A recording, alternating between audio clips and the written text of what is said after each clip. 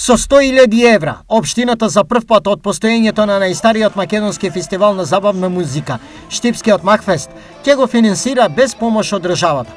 Вкупниот буџет кој што го резервиравме за одржување на Макфест по 37 пат е 5 милиони денари од страна на општина Штип и 1 милион денари од спонзори, пријатели, покровители дополнително кои што дадоа поддршка на реализацијата на фестивалот.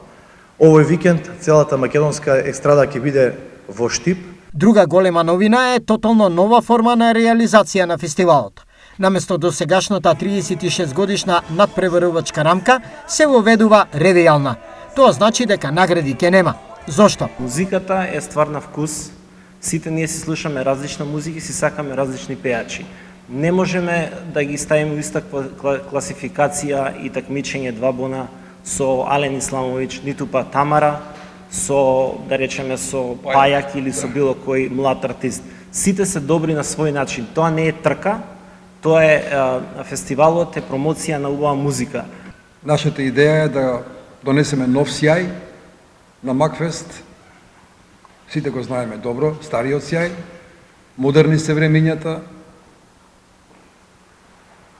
Сигурен сум дека подготвивме еден многу модерен, динамичен фестивал. На фестивалската сцена ќе продефилираат познати музички имења од регионот и Македонија. Меѓу учесниците, значи учество ќе земат Ален Исламовиќ, Тамара, Пајак, Илара, Два Бона, Адријана Петрушевски и ред други. Следниот викенд, поточно на 21 и 22 овој месец, Штип ќе живее со звуците на Макфест.